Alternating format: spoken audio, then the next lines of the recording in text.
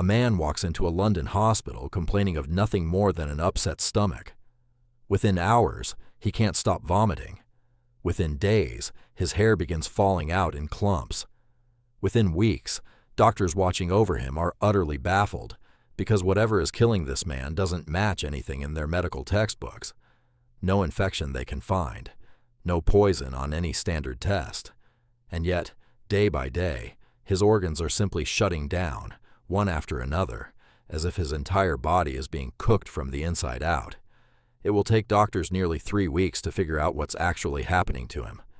And by the time they do, it will already be far too late. What they eventually find inside this man's body will turn out to be one of the rarest, most horrifying murder weapons ever used against a human being, in the middle of one of the world's biggest cities. A weapon so unusual that its very use would point investigators, almost immediately, toward a very specific and very powerful kind of suspect. And the dying man himself will spend his final hours doing something almost no murder victim ever gets the chance to do, naming out loud exactly who he believes killed him. The man's name was Alexander Litvinenko, a former officer of Russia's FSB security service, who had fled to Britain years earlier after publicly accusing his own agency of plotting to assassinate a prominent Russian businessman. In exile, he had become a fierce, vocal critic of the Kremlin, working with British intelligence and openly accusing Russian President Vladimir Putin of ordering violence against his own critics, both inside Russia and abroad. He had co-authored a book alleging that Russian security services had orchestrated deadly apartment bombings within Russia itself, attacks later used to justify a war, and he had testified about connections between the Kremlin and organized crime networks operating across Europe. He knew, better than almost anyone, exactly how far his former employers were willing to go. On the 1st of November, 2006, Litvinenko spent the day meeting with several people across London. In the afternoon, he sat down for tea with 2 old acquaintances from his intelligence days at a quiet hotel bar in the heart of the city, a perfectly ordinary meeting between men who had known each other for years. Later that same day, he met an Italian contact at a sushi restaurant to discuss the unsolved murder of a Russian journalist. It was, by every account, an unremarkable afternoon of meetings, tea, and conversation, the kind of day Litvinenko had lived through hundreds of times since arriving in London. Within hours of leaving that hotel bar, Litvinenko began vomiting uncontrollably, and he would not stop being violently ill for the rest of that night. At first, he and his wife assumed it was simple food poisoning, something he'd eaten at the sushi restaurant earlier that day. Neither of them had any reason yet to suspect the tea. Litvinenko was admitted to hospital days later as his condition steadily worsened, and doctors began the standard process of searching for whatever was making him so violently ill. They tested for every common poison, every known toxin, every infectious agent that might explain his symptoms. Every single test came back negative. Doctors tried radiation detectors designed for industrial and nuclear contamination, and even those, at first, registered nothing unusual, because the specific type of radiation polonium-210 emits doesn't pass through skin or clothing the way most radiation does, meaning it can sit inside a human body, giving off a lethal dose while every external detector in the room reads completely normal. Meanwhile, his condition continued its horrifying decline. His hair fell out entirely, his immune system began collapsing, and his bone marrow simply stopped producing new blood cells. By the 3rd week, as photographs of him were released to the public showing a gaunt, hairless man barely recognizable from weeks earlier, British health officials finally identified what was actually killing him, an extraordinarily rare radioactive isotope called polonium-210, a substance so obscure and difficult to produce that only a handful of specialized facilities on Earth could plausibly manufacture it in a usable form. It wasn't a poison in any conventional sense. It was a radioactive weapon, delivered, investigators would soon determine, in his cup of tea. Litvinenko had likely been given a fatal, invisible, tasteless dose of radiation, days before any doctor even suspected radioactivity might be involved. Doctors later calculated that the dose he received was many times the amount needed to kill an adult man, meaning whoever had prepared it had not been trying merely to harm him, but to guarantee his death beyond any possibility of survival or recovery. By the 20th of November, Litvinenko had been moved into intensive care, his body failing organ by organ, fully aware that he was almost certainly going to die.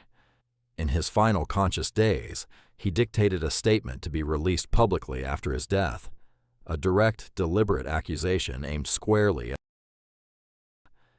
he named stating that he believed the Russian president had personally ordered his killing in retaliation for his years of public criticism.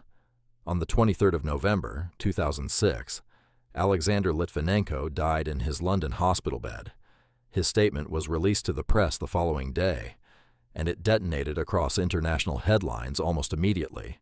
A dying man's final words, naming a sitting head of state as his murderer, printed in newspapers around the world.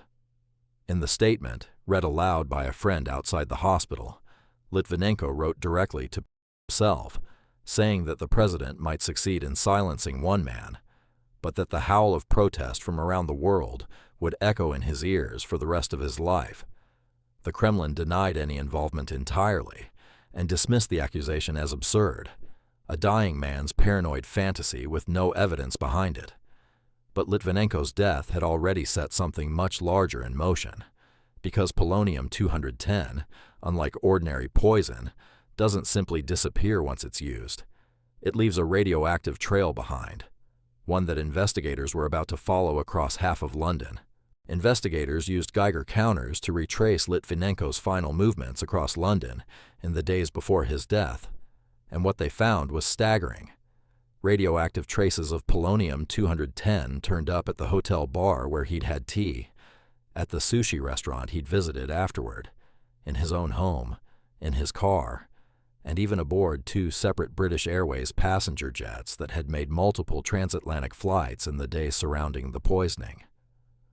More than 30 members of the public, including hotel staff and restaurant workers with no connection whatsoever to Litvinenko or Russian intelligence, tested positive for radioactive contamination simply from being in the same rooms he'd passed through.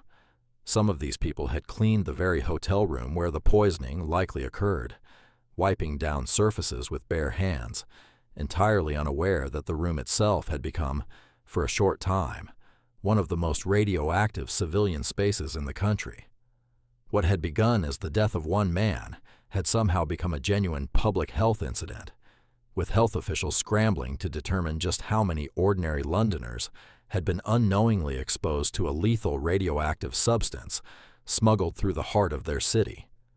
Traces were even found aboard the aircraft weeks after the flights had landed, forcing health authorities to quietly attempt to trace and test passengers who had sat in the same seats, entirely unaware they may have been sitting beside an invisible radioactive hazard for hours at 30,000 feet. Tracing the contamination backward, investigators identified a clear trail leading directly to the two men Litvinenko had shared tea with that afternoon. Men who, it turned out, had left their own faint radioactive fingerprints in every hotel room and every seat they had occupied in the days leading up to the poisoning. British investigators formally identified their two prime suspects, Andrei Lugovoy, a former KGB bodyguard turned businessman, and Dmitry Kovtun, a former Soviet army officer.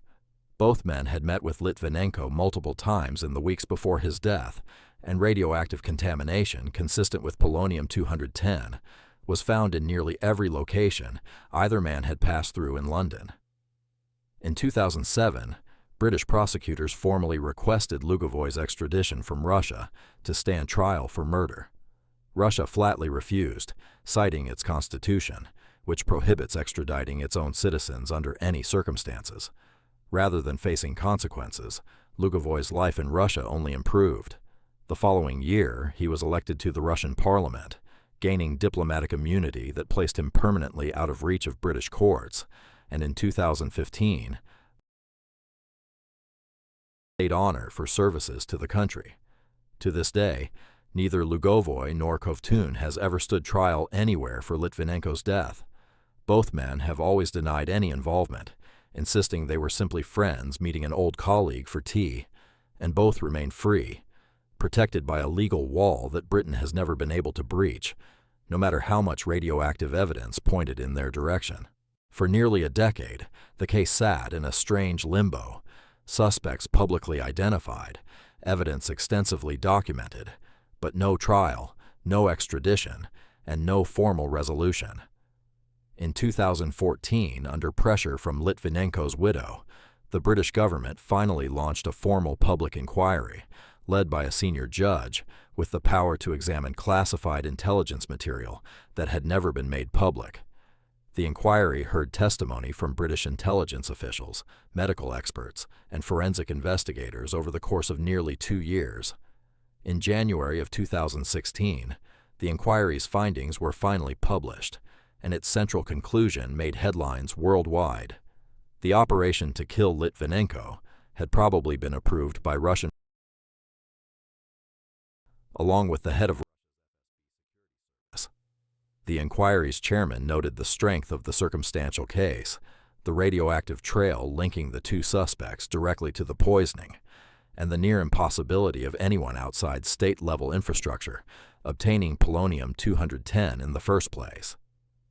It was about as close to an official verdict as any government body had ever come on the question of who ordered a killing, without a single criminal conviction ever having been secured.